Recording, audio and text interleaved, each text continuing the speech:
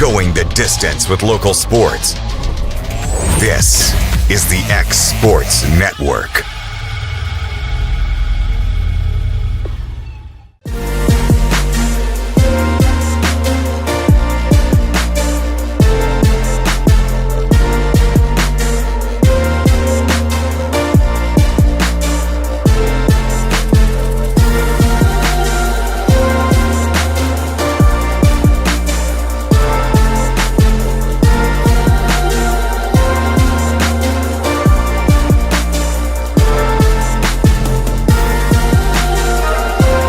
C&B Linen, fast, friendly, and reliable service is our promise to you because you're not just a customer, you're family.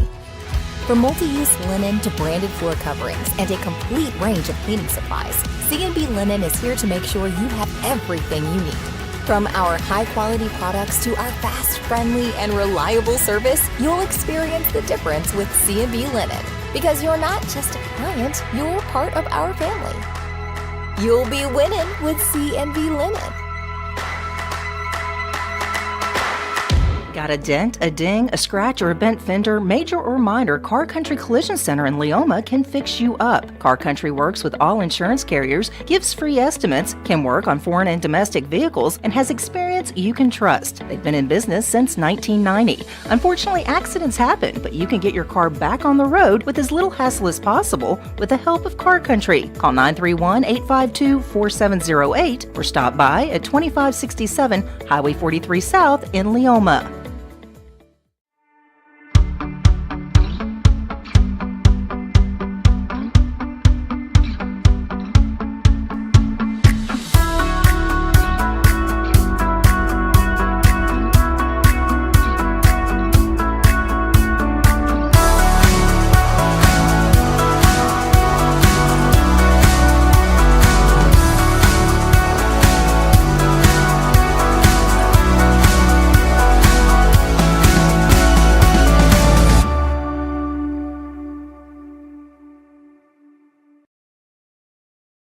Hey everyone, this is Landon Saunders. And this is Nate Patterson with Cloud9 Fiber. We're excited to finally be able to offer Lawrenceburg our blazing fast, reliable, and affordable fiber internet services. If you're looking for a more reliable and more affordable provider, we at Cloud9 Fiber have you covered. Plans start at $50 a month, and we can offer up to a gigabit to your home or business. We are excited to be able to offer your first month of service entirely free. We encourage you to sign up on cloud9fiber.com or by calling 931-201-9098 so we can help you make the switch today.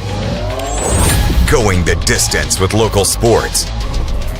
This is the X Sports Network.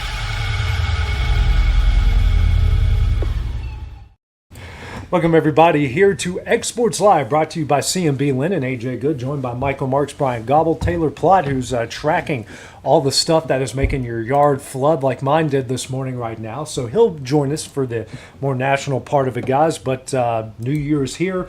All the Christmas is down. Well, sort of. We just moved the tree over there. We haven't broken down yet. To be fair, that was me. I didn't know where the box was. I just moved it out of the way. Where because is the box? I have no idea. I came in here the day after, a couple days after Christmas, and everything was off the table. Yeah. So Last television station I worked at, literally, they just kept it up the whole time. And we're so prepared. I'm just now turning on the TVs. But when we get to talking, we'll have Gabe's up here. But guys, we're right in the middle. Sorry, I'm letting ESPN.com do the talking for us. That's my fault. You guys got some big games tonight. Lawrence County is not in action. They get a much-deserved break. But, Mike, you're going to be heading to, as wild to say this, Cascade. yes, For a district tournament game. Out is Mount Pleasant. Out is Lewis County. You guys at Cascade, Community, and Forest. And you get the first of those big drives. Now, when you go to Cascade, it's for the region tournament, Yes. like you did last year. But this time around, you're going there for a district game. Yeah, it's a bit of a different feel, and this is a completely new district for Loretto. Compared to years past, with the Mount Pleasants, the Lewis counties, and even going back further when there was still Wayne County and Collinwood and all those, it was pretty much the same teams every once in a while. Yep. With adding Cascade, adding Forest, and adding Communities, adding three new teams that you typically don't see a whole lot in basketball, and they're all three very good teams. They bring different challenges, and like you said, with the Mustangs going on the road tonight, Cascade, their girls scene is one of the best best girls teams in the state. That's going to be a good challenge for Loretto's girls. And then their boys team, talking to Coach Tips earlier in the week, they haven't had many games with everybody there. They've had a bunch of injuries, illnesses, and stuff like that. So they should have everybody back for tonight. So it should be on pace for two really good matchups. Like you mentioned, the girls could be when you think about it, community's pretty good. They're pretty big and physical. Forest is always going to be tough. Summertown's head coach Jeremy Jean used to be the coach there before he came over to Summertown, and he told me the guy that he learned over, I think, is at community. No, he's at Forest right now. So you're getting a lot of similar type teams. Again, they do have experience after playing these teams in the same region before, but. This girls' team for Loretto has been tested. They've played a lot of good teams, a lot of good competition, and it's going to get them ready for this. And Sophie Weathers is on fire right now. She's averaging like 27 a game. Yeah. Lately, Allie Augustine's starting to find, what makes her tick and what makes her go.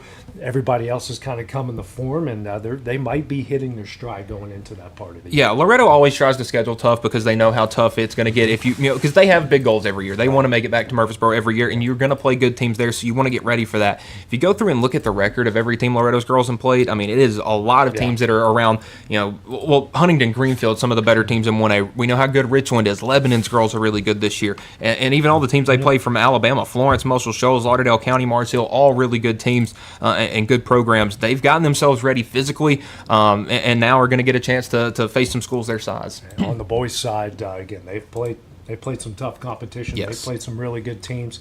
And, it's a different team, but you still got Mason Tidwell, who's doing great. You still got Kyler Wilkerson that's bringing you what you need to bring. But Kason Springer's really starting to come on. The freshmen, some of the underclassmen. Grant Fisher, who decided to finally come back out for his senior year to play, is really starting to get his groove. This team is actually they're not peaking yet, but they're heading in that direction. Yeah, they know where they want to get, and they are starting to figure out how to get there. Obviously, you knew what you were going to get from Mason this season. I mean, he's a 25-point, probably close to 10 rebound a game kind of guy. Wilkerson started the season really slow. He's been, probably since I'd say December, has been averaging 10 points a game. Jaden Aaron has become a more willing scorer, and it's made this team so good. But what makes them, I think, as dangerous as they are is their defense. They're out allowing less than 50 points a game, and that is playing a bunch of 3 and 4A schools like Springfield, like Mumford. They played May Jemison, an inner city Huntsville school, Muscle Shoals. So they've played some tough competition as well to get them ready for this tough district schedule. Moving on, guys, we'll go on over to Summertown. They're at Community tonight, making their way out there. And Summertown's played back-to-back rivalry games. The boys and the girls both coming out on top in both of those games. The girls playing really good. They're actually playing above expectations, just like they did a year ago. Yep. I mean, no one expected them in the state tournament a year ago. Well, guess what? They're there. kind of back in that fold. And again, this is a different district. It's going to be a much more competitive district, but they're really kind of starting to find their fold as well. Yeah, Ella Busby's having a tremendous season as well, and that's kind of been the key for their offense is getting her going, and just the amount of girls basketball talent we have in this area. You've got Busby at Summertown, you've got Tennant up at Lawrence County, and you've got Weathers, Augustine. You could throw a collection of ladies down there from Loretto. The girls basketball talent around here is insane. Yeah. Summertown's look good. I've enjoyed watching them play. Coach is always going to have them ready to play. So best time of the year is now, getting into this district play. So excited to see how they look. Yep, absolutely. And on the boys' side, I love watching the Summertown boys team play, man. The pick and roll action, it's very, I don't want to say pro style, but it's very, they play a different style than majority teams that they play. It's very wide open. It is kind of pro style NBA. Definitely what you see a lot more at the college level. But man, they just got the pieces. They work so well together. Everyone can handle the ball. Everyone can shoot them. When they're on and they're hitting 10 threes a night, Yeah, good luck. You better be on yourself because this team might shoot you out of the gym. Yeah, both of the Sherman kids are outstanding shooters. I'm pretty sure when as soon as you're born in Summertown, you're gifted a basketball and you just start dribbling from there. And shooting threes. Yeah, and shooting threes. And like you said, their offense has been amazing. I mean, they're scoring 70, 80 points a game in some instances. That's tough to guard. It doesn't matter how good your defense is. If they're that good at shooting the three, there's no possible way to shoot it, to shut them down. And their energy guy, Graham Howe. He's hitting threes. He's doing everything. I mean, it's Ryder Blackwood's coming on. Leighton Sherman's going to do what Leighton Sherman's going to do. Sawyer Sherman's about to come off his suspension. We're not going to get into that, but he's about to come off his suspension. But this is a team. I was talking with head coach Wes Long earlier yesterday. He said he still wants their defense to improve, but offense, because, realistically, you're not going to hit 10 3-pointers a night. Not everything's going to fall, and you need to make up for it on the defensive end and the rebounding end. But there's times, like against Lawrence County, who had the rebounding edge in the first half. Well, they get the edge in the second half, and that's where they really started to separate themselves. Yeah, that is something that can be kind of an Achilles heel to a team that's a good 3-point shooting, is maybe they're not as big on the interior and can lose the rebounding battles. But again, you get into district play, you're going to see teams more your size, so I think that's going to benefit Summertown a ton. And I think we're going to be leading to two great matchups with Summertown going to Community Night and Loretto going to Cascade. Y'all can tell me if you think differently, but when I watch the Summertown boys play, I feel like everyone is playing as a team and cohesive unit. Right. Like, there's not one person out there, playing selfish ball. And I appreciate that about them. I appreciate that, and it provides good results on the floor. Yeah, and those kids have great chemistry. I mean, obviously, all these teams in the county have played together since they were really little. It just feels like their chemistry is maybe a step above some teams right now with just the way they move, the way they're scoring. I mean, it just seems like everything is rolling right for the Summertown Eagles. Switch it over to the Lawrence County side of things, guys, and we can start off with the boys, and they're 2-14. They know that. We all know that. But, Bryant, you and I have seen it. You've seen it a couple times up close, Mike. They play when you watch the games, and you've been there like we've been in and night out, you just look at that and go, man, they're much better than what that record says. And, that record is very deceiving because they play much better than what that says. Yeah, I mean, we said it a bunch of times. That game at Loretto, it was a lot closer than a lot of people thought it should have been. And they were right there. They were right there with Summertown both times. And most of these games, they're 1 or 2 plays away, and that shows growth now that they're getting those 1 or 2 plays now. With that win against Richland, with that win against Lancaster Christian, you can see that they're starting to build off some of those and get some better results on the offensive end. And I think that's just what it's going to take from them. They're going to have to just start being more aggressive, but also playing as a team. You're going to have some guys have some big games, but you're also going to need to get everybody involved. They got a ton of talent with Glass, with Massa. They have a ton of players. Got to get them all involved, though. Yeah, I think it's been so Jekyll and Hyde at times for them. I mean, one quarter they come out with their hair on fire and they're playing well, and then the next, you just have the same issues keep turning up. As we continue to progress through the season, I'm excited to see who steps up from them. They don't necessarily have one guy that's going to go out with the ability to score 20, 30 points. They do have to play as a team, but somebody needs to step up and be the leader, I guess. And I think some guys have tried to assume that position. Now the other guys follow that one person, that one voice. I know nobody in the locker room is happy. It's just, can they get on the same page with the path forward as they push into the most important part of the season? I know Coach Clift is not happy. I know he's been practicing them. They don't have a game this weekend, so they're practicing hard. They're not giving up. Like, they are grinding hard. They are continuing to try to find things out. So they're not giving up yet. I hope the fans at home don't give up on them either. This is the most important part of the season. They've shown the potential. They're not just they're not just a pitiful team with no potential, with no talent. Like, they have the pieces. They're trying to put it together, and we've seen flashes of that, and it continues. We've seen quarters. They continue to try to put it together. They're on their way. They're on their way, and when the breakthrough happens, we're going to be watching, and it's going to be great for everyone. And the biggest thing for them, AJ, they're young. Very young. This is a super young. Took the words out yes, of my mouth. and it's the same thing with some of the women's sports at Lawrence County right now. They're very, very young. Yeah, right now the records may not be the best, but you're seeing sparks of this. Little clips of this. Imagine next year, in 2 years, what you're going to be seeing. Max Carr is an extremely talented guard. Gavin Glass, I know he's a senior, but he brings a lot to the table. This team has a lot. And Massa, Massa, has double-doubles the last 2 games, and he's averaging about 8 or 9 rebounds per game. Now, he's kind of Angel Reesing it a bit, so it's off his own mix, but, man, he crashes the boards. He's that guy that's sort of been stepping up for him here lately, and they're going to need it because Giles County is going to be good. Tullahoma is going to be good. They've already gone through the Lincoln counties. You got to play Franklin County. You don't know what those teams are going to bring to you right now. So it's a wide open. Marshall County. They're going to be athletic. They're going to try to press you out the building. This is it's tough. You got to do it. Yeah, it doesn't get any easier going into district play. I mean, like you mentioned with Giles County, Franklin County, you know what they're going to bring. Tullahoma. Tullahoma is Tullahoma, and Marshall County always going to be very athletic. We saw them play Loretto in that Loretto Christmas Classic. That was a great game. You got to see a lot of flashes from them in that one. So I think the sky's the limit for this Lawrence County team entering district play, because again, it's a new season. You throw that 2-14 out the window. These are the games that matter.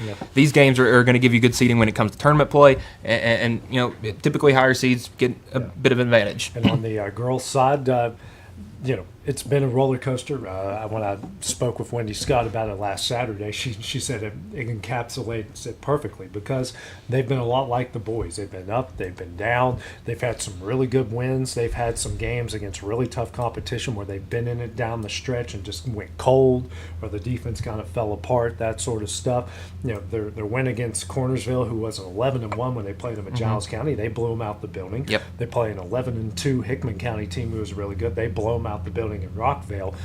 They need to do that night in and night out. You've had a really good Lincoln County team twice that you've taken down the wire, couldn't beat.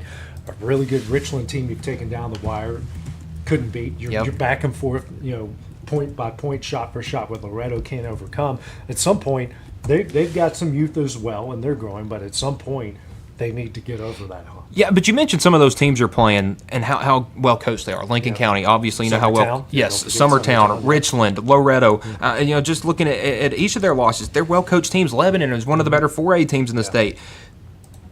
When they're facing teams that aren't gonna press them up increasingly on defense, because they're like that game against Lewis County, they scored almost 90 points.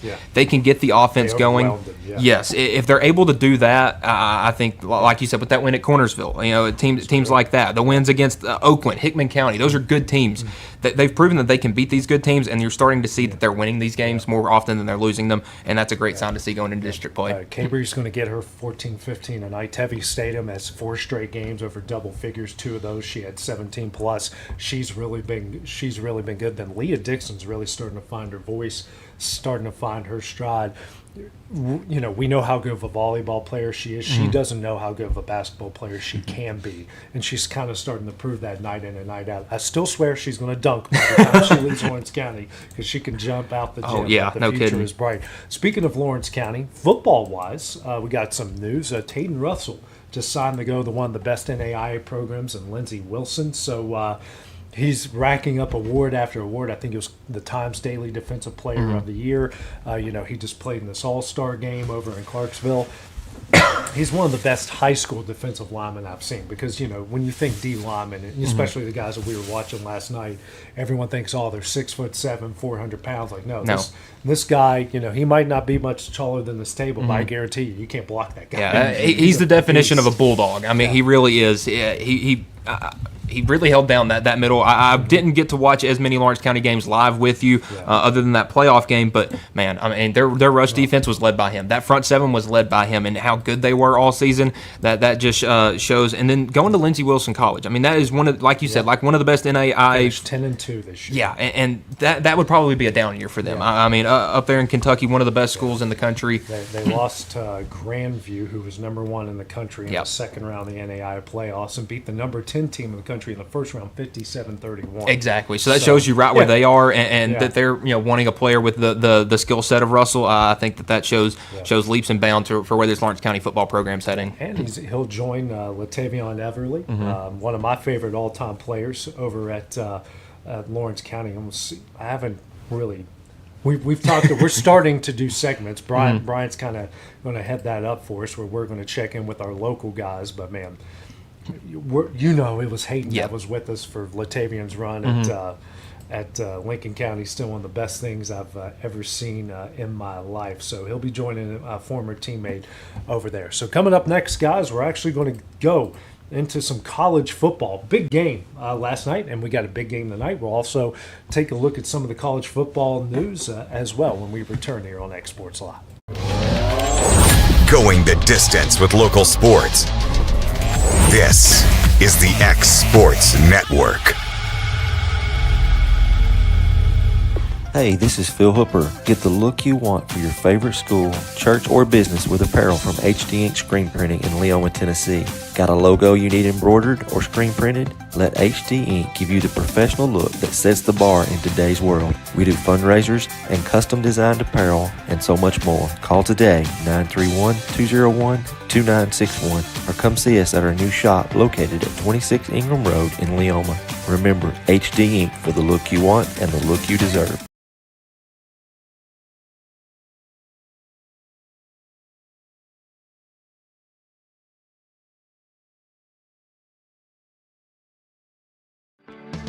A Moment in Real Estate with my dad, Jeff Hood. You know, I get asked a lot about what the market's going to do. How's the real estate market? I've been selling real estate for a long time. And nobody has a crystal ball.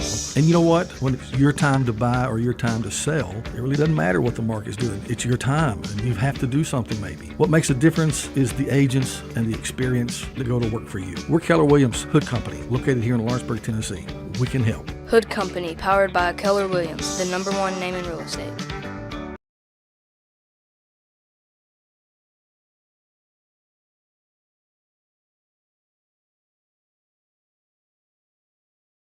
There's a reason owners Tyler and Cindy McDowell chose the name In Service for their towing business.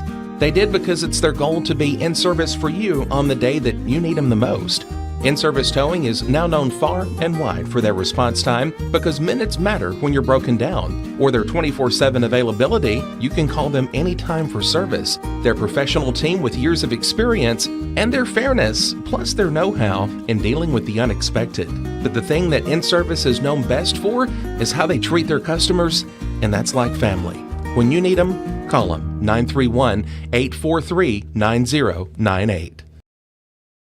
Jack Davis Insurance, located at 201 West Gain Street in Lawrenceburg, has you covered through life's obstacles. Jack Davis specializes in group insurance for businesses and institutions of all sizes, with coverage for life, accidents, cancer, critical illness, short-term disability, dental, and vision. Jack Davis can customize a plan to meet every need. Now available Medicare plans for seniors. Contact Paige Davis at 931-492-9284 today for Medicare Supplement, Medicare Advantage, and prescription drug plan insurance.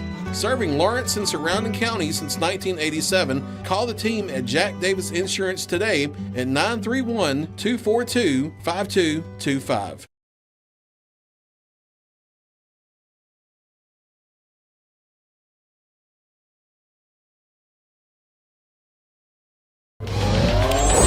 Going the distance with local sports. This is the X Sports Network. And welcome back to X Sports Live, brought to you by C&B Linen. Guys, we're getting into college football. It's first, before we get into the news of the day, or the news that's going around, because the portal was just an absolute mess. It's humming. It's crazy, all of the things. But last night, man, what a game we got treated to. I know Miami kind of dominated not really dominated the first half, but it felt like they had control of this game the whole time. But then all of a sudden, like, I remember going into halftime going, man, it feels like Miami is up 30-0 right now, but they only go into halftime. It's 17-13. Ole Miss just hung around, picked their spots. Trinity Chambliss, I thought, was excellent last night. Mm-hmm. They hit a couple big plays. They kind of finally figured out that Miami off defense. Just too little, too late. I thought the running game for Miami was incredible last night. And Carson Beck, who I thought was just lobbing meatball after meatball out there. But that final drive, he was awesome. He looked like a first-round pick in that final drive. And they come away, and, hey, the middle-of-the-pack team in the ACC didn't even play in the championship games going to the national championship. Yeah, and they get to go back home. And see, the ACC isn't a conference that splits their college football playoff payout. Yeah. So Miami's getting all $20 million for making the championship, and they're getting $3 million for travel expenses, to go back home to their home state. As they should. And they got there, the conference did. Yes. that wasn't an outstanding game. I think if Ole Miss shows more of a heartbeat in that first quarter, that maybe it's a bit of a closer game. But obviously, going 3 and out, and then Miami putting together 10, 12 play drives, it was going to do that. Mark Fletcher has been huge the entire playoffs. Was great again last night. 33 yards. But man, Score, Malachi Toney, that screen pass he took to the house. I mean, wow. Yeah, he gained my respect last night big time. Obviously, that little screen he took to the house because it just looked like he outran everybody. And then that one-hand incompletion. Yeah. I mean, that he didn't get it, obviously, his heel was down out of bounds. But, man, I mean, 2 inches to the right, that's maybe one of the best catches I've ever seen. Yeah, the ball was going – he was going away from the ball. He had to reach back to get it. Yeah. And then somehow got his speared foot it, speared it, and got it. Almost toe-tapped it in. Yeah, that was an amazing catch. I would have felt bad for both teams. Like, this is one game that you hate for both teams to lose. Like, you want both teams to win. Unfortunately, that's the nature of sports. You can't give a trophy out to both teams, and that's what makes sports beautiful. But I hated that Ole Miss had to go home after the season that they had, after the team was abandoned by their head coach. I wanted to just rub Lane Kiffin's nose in a little more, watch his team play for a championship. But if anything, they proved to Lane Kiffin that Ole Miss can win a national championship. They're like one play away from being in that game, and once you make it to that game, anything can happen. So Ole Miss proved themselves. They belong. Chambliss deserves all the flowers. You, I'm sure, feel vindicated throwing that Heisman vote his way. One of the 7. Right, exactly. So I'm happy for them. I don't want to say I'm proud of them because I'm not an Ole Miss fan, but if I was an Ole Miss fan, I would be proud of them. On the other hand, man, Miami, man, they're good. They have proven themselves. I think it's funny watching the Cristobal interviews. Did you see his SVP? The start of that interview was just awkward. Well, the funniest part was we just got to be 1-0. We're on the 1-0. I'm like, dude, just be a freaking human being for once. Well, no, I was just about to say, I was like, wow, we're going from Miami, whose coach talks like Fernando Mendoza, to potentially playing against Mendoza. I also thought it was funny they got up on the stage and Cristobal, the mic picked up and he goes, "Get all these extra people off the stage. Just get the players up here." And then like the Verbo president or whatever, it's like trying to. It's like here's the trophy. Congratulations. And, here I pay for this and I pay for his salary. Yeah, F you, dude. That was awkward. But I mean, hey, I get coaches like to be good in that sport. You have to be a psychopath. Yeah, you have to have a little. Emotional and psychotical instability. Oh, he's nuts. He is. So I get it. Whatever. He's winning ball games. His team looks good. Carson Beck, I feel like was the difference in the game. Yeah, he had one interception that was the tip ball. That was weird, but man, he made plays with his legs. He was throwing balls, good balls to make plays. He ran the offense well. Yeah, I think you mentioned it big time there. His legs were huge. Obviously, had that rushing touchdown there at the end, but there was a play in it may have been the third quarter, it may have been the fourth quarter, but it was 3rd down and 13, and they had and Ole Miss had a spy for him. Ran into the offensive line. Beck was able to scramble and get 12 yards. I mean, he runs like quicksand, but it was effective. And when they needed his legs, he was able to provide. Big difference, guys. When I look at it right now, I look at off the field situations. Miami, 11 of 19 on 3rd down, 2 and 2 on 4th down. So it's 13 on 21 on off the field situations. Ole Miss 2 of 10 on 3rd down. And they started 0 for 7. Yeah, and they started 0 for 7. I mean, when you're looking at a 4-point game and you had the lead late, you couldn't get Miami's offense on the field. They had 4 13-plus play drives, the first team in CFP history to do that. They just had the ball more than you. I mean, 41 minutes, 22 seconds time of possession opposed to 18:38 for Ole Miss. They were going to out time of possession in many ways because Ole Miss likes to go up tempo, but they killed them on the ground, 191 on the ground. Ole Miss had 121, but 73 of that was on one play, which means you only had 48 throughout the rest of the game. On 20 carries. So. And Miami even kind of shot themselves in the foot a little bit, 10 penalties for 74 yards and some really costly ones, especially the one that got Ole Miss the ball back to go back and score and take the lead from you. So, Ole Miss, if they don't doink that field goal, whose kicker's been incredible all year. Because think about it, 2 plays, they're in his field goal range. So, and then he has a chance to send him to the national championship. Which we would have had a Bills-Chiefs situation all over again. AJ, pass interference or no pass interference? I was going to ask you guys that question. We're beating to it. I'm asking you. Well, do you guys want to hear my wife's? Okay. Does she have an opinion? She was screaming. My personal opinion, and I'm an SEC guy, so it's going to peek through a little bit. My personal thought was that I didn't think a Big Ten officiating crew was going to help an SEC team make it to the national championship. I think that would have given them a first down at maybe the 15-yard line. Up on me. So she must be busy. But I mean, textbook definition. If that's a one-on-one play, he had him like this for about 10 yards, and he is holding on to him for 10 yards. That's pass interference. Yeah. But then you kind of look at it from from their perspective, and I give them a little bit of grace because there's a lot of people in that one area. There's a lot of pushing and shoving on both sides. It's supposed to be for the intended receiver, and you're throwing it into a specific area. Yes, you can't tell. I think you can't tell, but even though that ball was going to him, and he was being held for like 20 yards down the field. And even if it wasn't a pass interference, a holding call, anything. I mean, he had a hold of it. I mean, had him by the horse collar pretty much. Rode him from the 5-yard line to the back of the end zone. I think that it should have been, but again, I also don't think that a flag should determine the end of a game. So I don't either. That's kind of my look at that. I think it should have been thrown. I get that. Yeah, it doesn't put the ball at the 1 yard. No, it just moves it up to what, the 20? Yeah, 15? I would say the 15, something like that. I think a flag should have been thrown. You can't argue that the offensive player was being just as handsy and aggressive with his movement as a defensive player. But if you're going to call things the same throughout the whole game, then I felt like because the amount of late I felt pass like you interference would calls. have the rest would have thrown that flag with 5 minutes to go in the second quarter. And they don't throw it on the last play of the game just because the situation's differently. I hate that. Call it the same the whole time. Doesn't matter the situation. You call the game the same. He's the one that touched the ball. Yes. He's being ridden like Secretariat. At Kentucky. You know?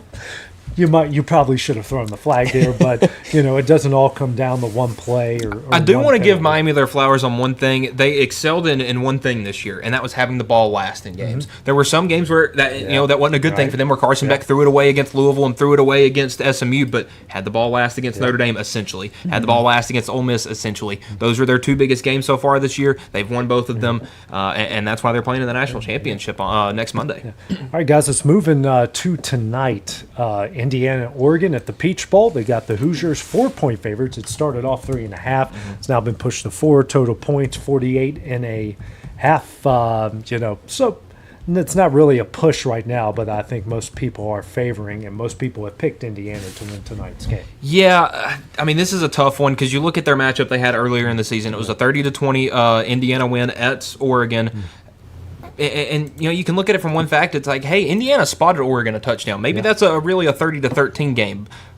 But I mean, you got to play it again. And every big time matchup. We've had a lot of rematches here in the CFP. And that's the thing. Every big time, because I'm not counting the Ole Miss Tulane one. We knew that was going to be the exact same result. But Alabama and Oklahoma, we got a different result. Why can't I think of the other one off the top of my head? But it may have been this one. But I think we had one in the last round. Ole Miss and Georgia, different result. So right now that's making me lean towards Oregon, but man, Indiana is just so solid. I mean, you have the Heisman winner at quarterback, Hemby Black, two great running backs. You got Omar Cooper, you got Elijah Surratt, great receivers. Their defense has been right there with them all year. Their front seven has been awesome. They got a great coaching staff. It's hard to pick against them. I told AJ, I guess it was at the first this week. It's hard for me to see an outcome that was any different than what happened in Eugene. Like Indiana it was at Oregon. It was in Eugene. Indiana had to go across the freaking country and play on Oregon's home field, and they showed up. And to me, both teams have gotten better, but I still feel like you're going to come out with the same result. Indiana is just very disciplined. Man, they got a fire under their belly. Signetti's trying to prove himself, and Dan Lanning is too, right? You got the fired up Dan Lanning that looks like he's taking a smelling salt whenever he does an interview when he's coming out of something else. He looks like he's fired up coming out of the tunnel, man. I'm happy that both of these teams are playing. I feel Very similar to the way I did watching the game last night. I'm just a fan of both these teams, what they're doing, and I'm excited to see the result on the field. I mean, physicality-wise, these are two of the best teams in the country. I mean, this is an Indiana team that beat an Alabama team 38-3. That's got to be physical. This Oregon team, we've seen match up with the Iowas and teams like that and be able to be physical with them. I think this is going to be a lower-scoring game than we got last night. But I see this being maybe a field goal at the end, like a 23-21 victory for either team. But right now, I don't have a winner. I can't think of one. What's going to the transfer portal has just been crazy, guys. Before we get into new destinations, how about this situation of Washington? We know that this guy was clearly going to LSU. He had a contract in hand, and Washington says, in the words of LA Knight, nah. And then he reverses course, and he's going to stay at Washington. In a way, I'm kind of glad, the way things are, the players can do this, but I'm kind of glad that finally a team is going, no, like, you committed to play here. Welcome to the world of professional sports. Yes. I do not have to release you from this contract just because you're going to get a better offer somewhere else. You can do that whenever you leave here until I tell you your contract is up. Your contract isn't up, and now they're making them come back. Yeah, and this has a crazy domino effect because this goes back to Trinidad Chambliss at Ole Miss. Yeah. He announces was going to try to come back for a sixth year, barring a waiver request. So, well, Lane's like, I got to find a new quarterback now. Right. Sam Leavitt from Arizona State was visiting LSU. He got a little weary of his ankle injuries, then makes a call over to Washington. Damon Williams says, hey, I'll give you $6 million to come to LSU. Tries that. Washington says, no, your contract says you're not allowed to enter the transfer portal, so we're not going to put you in. Yeah. And now Hassan Longstreet from USC has entered the portal. I think that's going to be the guy that ends up at LSU. But boy, has Lane Kiffin made a mess of everything everywhere. I think maybe he wants to just make one last hurrah right here and just, I'm going to have all the drama for about 2 months and then be done with it. But I don't know. It's a wild, wild west out here. If he crashes and burns, then there will be no tears shed from me. Yeah. It's crazy. Yeah. Some other portal news. Looks like DJ Lagway is heading to Baylor right now, which I hope West Virginia plays him next year, because if he's the bad DJ Lagway, well, we might have a chance to win that game. Yeah, the Big 12 defenses are all going to look really good next year against Baylor. I saw something, this is probably a joke, but I saw that TCU got 3 defensive back recruits after Lagway committed to Baylor, so I'm not sure how much truth there is to that, but I mean, he had 12 or 13 interceptions last year. Going to have to get that turnover fixed, and maybe Baylor's the spot to do it. I just find it funny that the biggest complainers about this schedule and about how things are going down in college football are the coaches, when frankly it was the coaches who pushed for this schedule. There needs to be just one transfer portal window. Honestly, I think it needs to be after the spring. Yes. You can't make everyone go through fall, go through spring. You don't win the battle, then guess what? You can transfer, and then you can start somewhere else in the summer.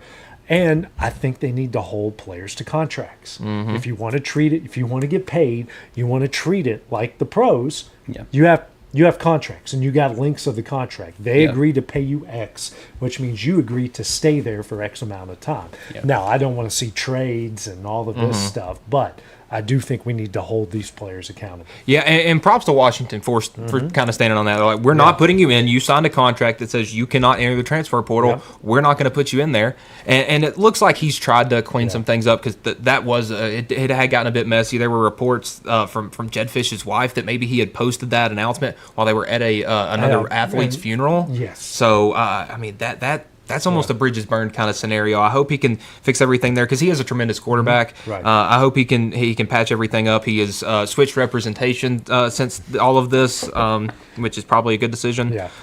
Because it seems like that's what's getting a lot of these players into trouble. It's their representation, not necessarily themselves. Right. But the way I framed it on my show yesterday, NIL or the transfer portal, you can't have both. Right. You can transfer, but it can't be for money, or you can pay them, but you can't transfer unless you're a grad transfer. It's not one or the other, because they're influencing each other. Right.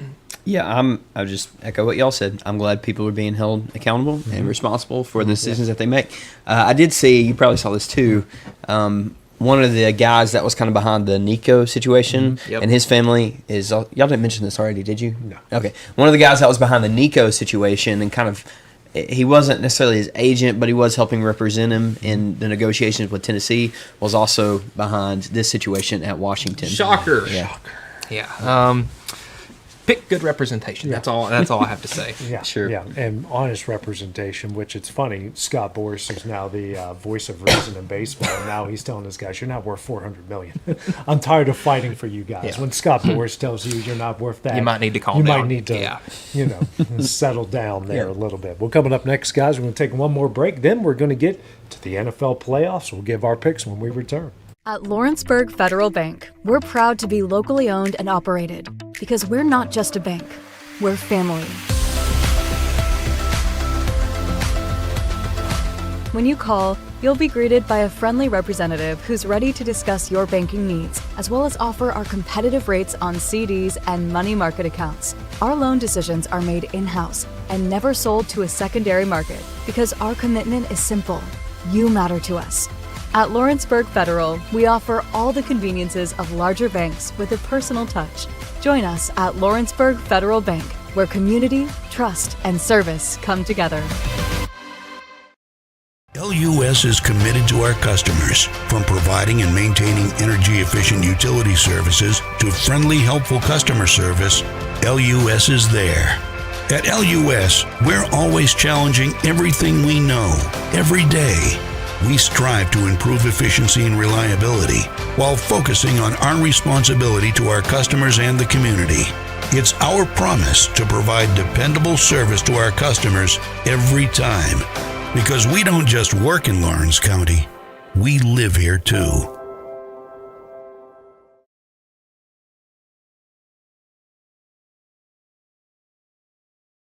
Make your lawn a legacy. At Legacy Lawn and Landscapes, we put more than 16 years of experience into your goals. We won't meet your expectations, we'll exceed them. We offer consultation, installation, maintenance, hardscapes, construction, and land clearing services. Owner John and Jamie Brewer, with their team, are dedicated to providing the highest quality landscape services to commercial and residential clients in Middle Tennessee. Service, teamwork, results. That's how you leave a legacy.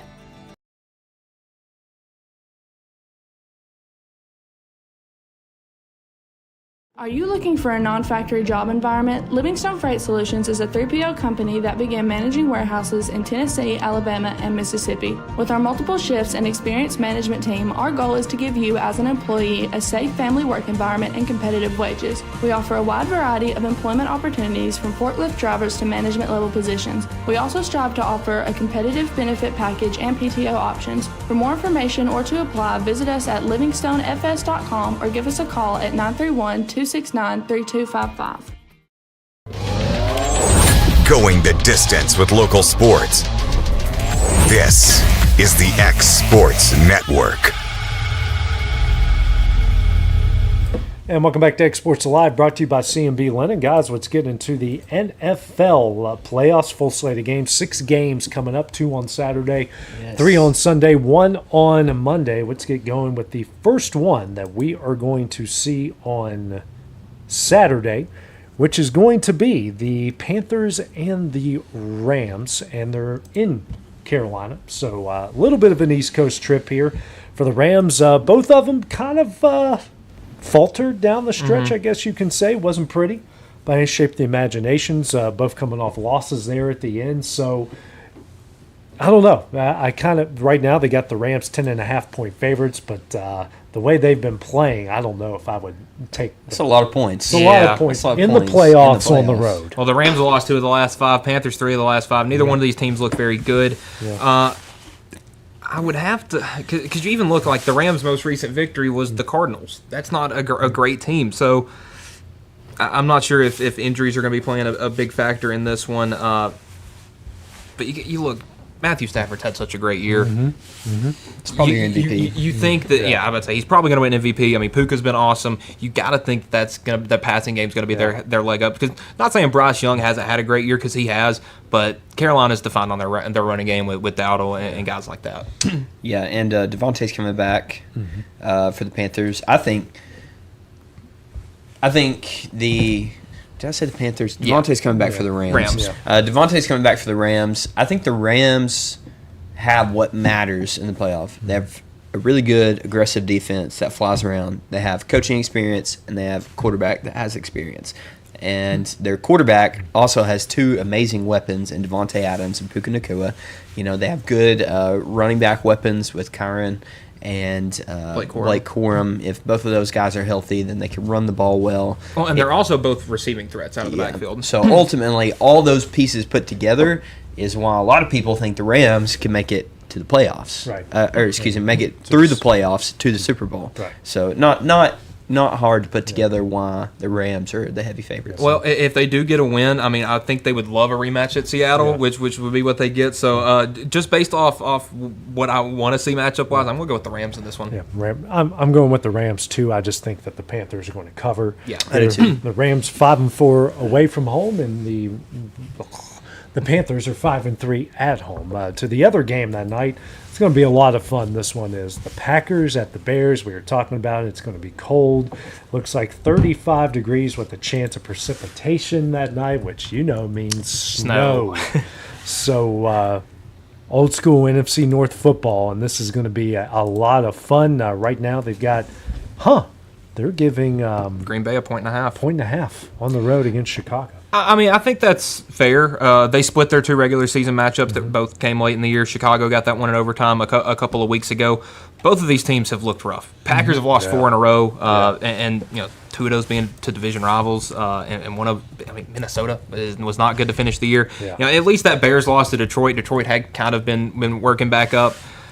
I just think that the Bears are better equipped for this. Right now, I just don't know what the Packers are going to be able to do. Because honestly, just from watching that second Bears-Packers game really closely, I think the Packers look like a much better team with Jordan Love out of the game. I really did. I thought Malik Willis handled that a lot better. I did too. And I think they're a better ball team in a tough environment with Malik Willis. Yeah. I don't want to say it like this, but I think Jordan Love's a little soft.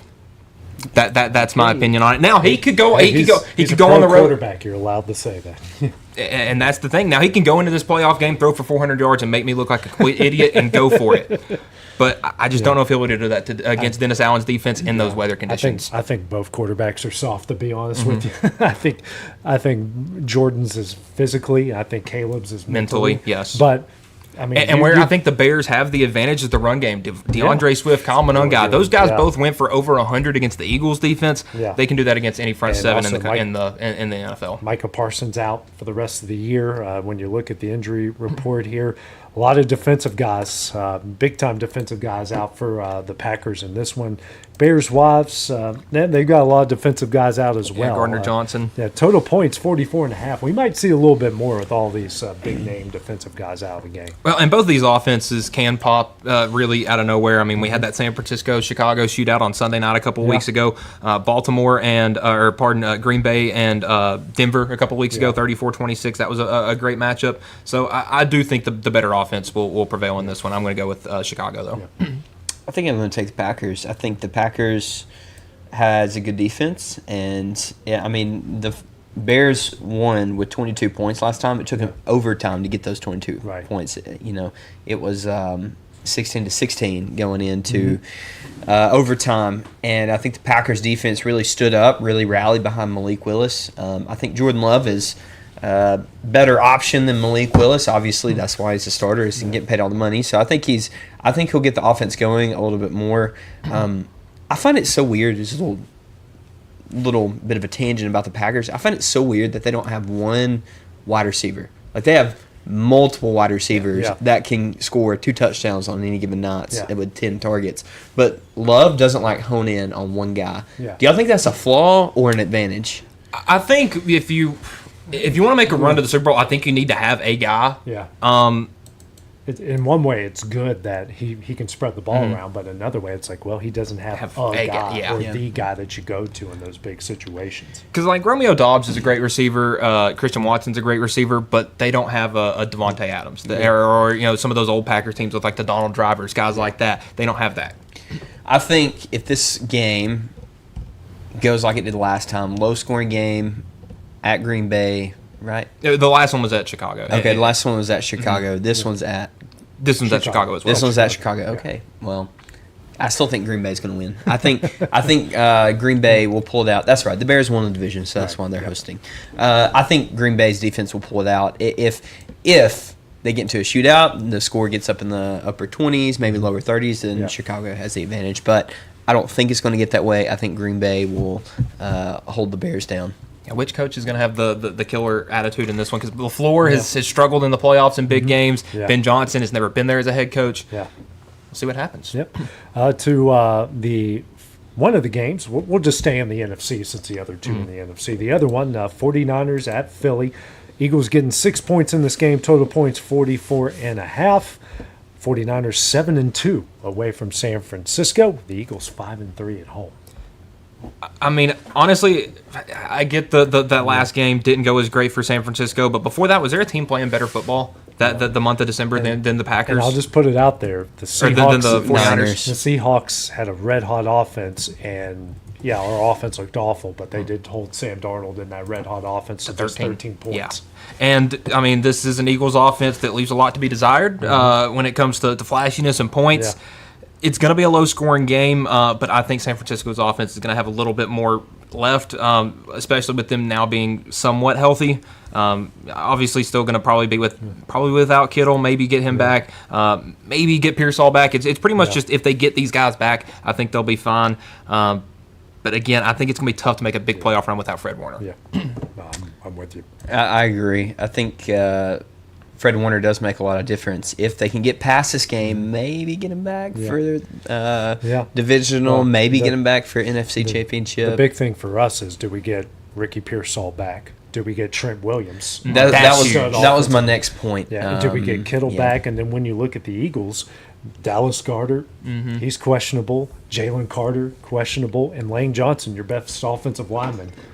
Both sides. Man, I was about to say both teams missing their probably most important offensive lineman each. Yeah. I think the Eagles' defense is pretty stout, though. They can hold the Niners. The Niners were really good on the road this year, though. 7-2. They have been. If Trent Williams comes back, then I'll say 49ers will win. Yeah. I'm picking the 49ers just because it's my team. Got to. As you should. Just what I do. And the last time they went in there to Philly, they curb stomped. Yeah. They did. But we also had Deebo Samuel and Brandon Ayuk when he didn't think he was the most important player in NFL history. That's another rant for another time. So, those teams, man. Yeah. Let's go to I think the most intriguing game of the weekend. Bills at the Jaguars. That's going to be the first game on Sunday. Noon our time. No, wait a minute. Noon our time, yes. 1 Eastern. Okay, ESPN noon Central, does adjust for the Central time. You think I've lived here for 5+ years, I would get used to this, but I'm still struggling from time to time. They're giving the Bills 1.5. Total points 51.5. I think that's our largest total point differential right now. Right now this game has two interesting edges because you look and finally Josh Allen has a playoff without Lamar Jackson, a playoff without Patrick Mahomes, without Justin Herbert's there, but some of those other top names aren't in there. But man, this Jaguars team. I mean, listen, Liam Cohen got introduced to the Duval, and everybody memed him, and then they went 13-4. I mean, they're a tough team to cheer against. They've been really good this year. Trevor Lawrence, a 4,000-yard passer. Yeah. He was a guy that got a lot of crap because he signed that huge contract and then didn't play as great last year. Man, you got him some weapons around him. They've looked really good. Yeah. 7-2 at home as well. I think it depends on which Bills team shows up because you've seen really bad Bills team on the offense and defensive side of the ball. Then you've seen really good Bills team that beat the Patriots and look like world beaters. Yeah. I think the Bills' playoff experience, Josh Allen's playoff experience, comes through here, and so I'll pick the Bills over the Jaguars. It will be close. I think the Bills just pull through. If not now, we've been saying it for months. If not now, then win, Josh. If not now, then win. I'm pulling for them. I want them to win. So maybe that's my bias coming through. I'm just trying to make a way. I'm trying to make the connections in my head for the Bills too. Yeah, I'm about to say, if he can't get it done this year, he might need to look elsewhere because I think Buffalo's cursed. If the Jaguars win, that's fine. I'm not going to be disappointed, but I do want the Bills to win. So. Okay, and this may be a little strange because they're in the division with the Titans, who I would consider the local team here. But man, when Jacksonville makes the playoffs, they're hard not to cheer for. Yeah, I remember that year, the Saxonville year with Blake Bortles and Leonard Fournette. That year, that team was really fun. And I don't follow you. What do you mean they're hard not to cheer for you? Yes, they can be. Okay, to be fair, I'm not as crazy huge as an NFL super fan like I would be with college and Tennessee. Not as much in the NFL, so I don't get the rivalries as much. But man, I really like Jacksonville. Nah, I don't. Go Bills. I love it. Start playing shout over the. I think even though I do kind of want to root for Jacksonville because they are the ultimate underdog, but the Bills have been the ultimate underdog for forever. A long time. They need to win a Super Bowl at some point.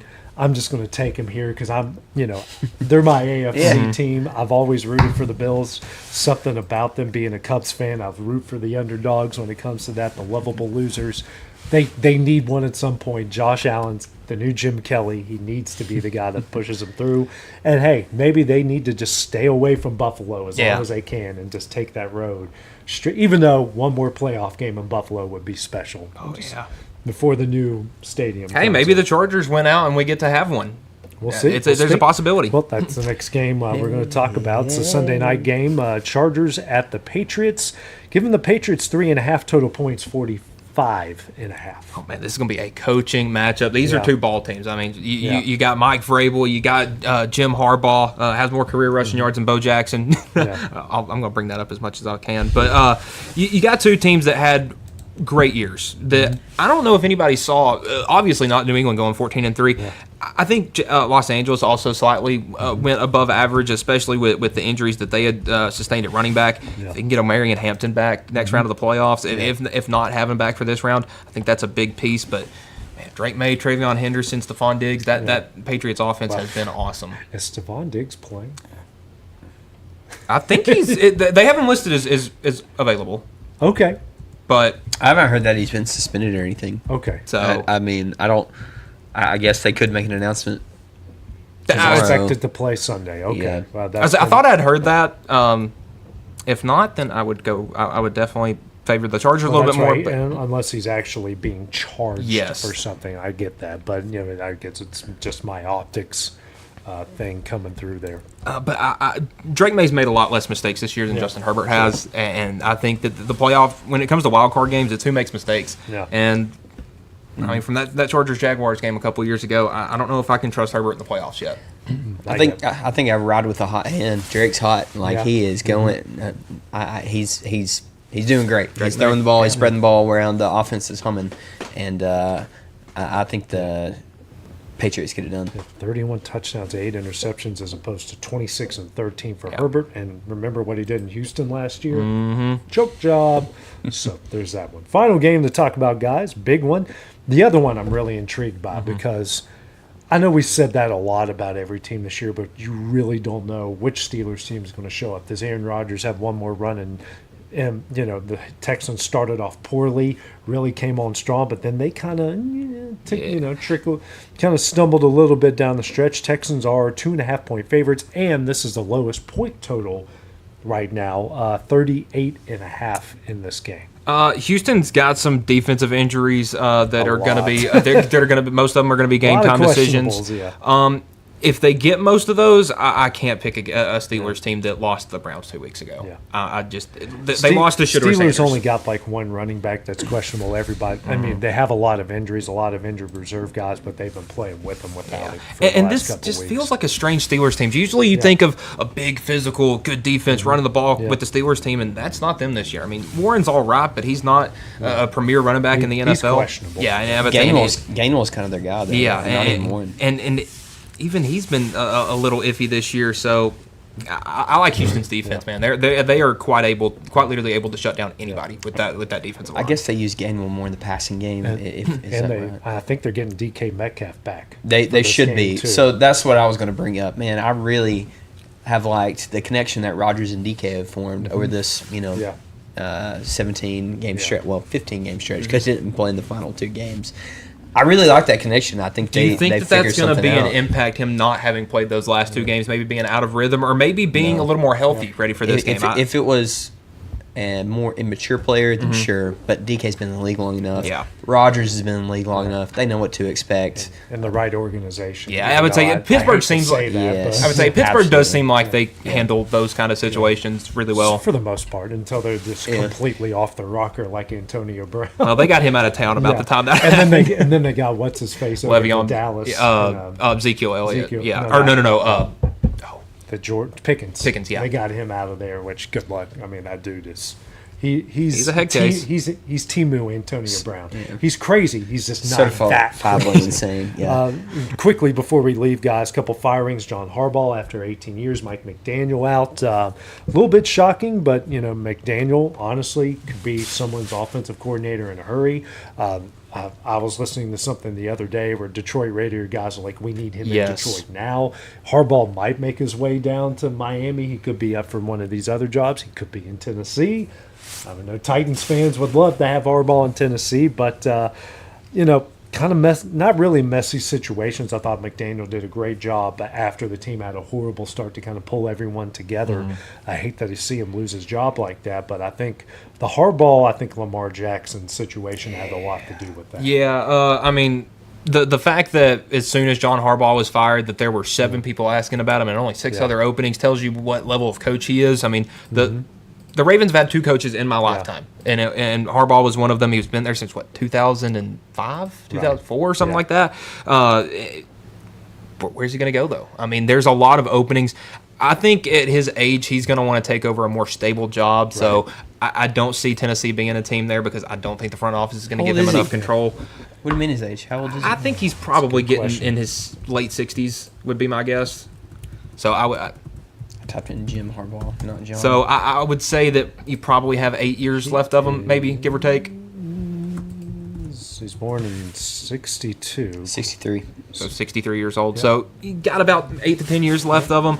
I don't think he's going to want to take over a rebuild full.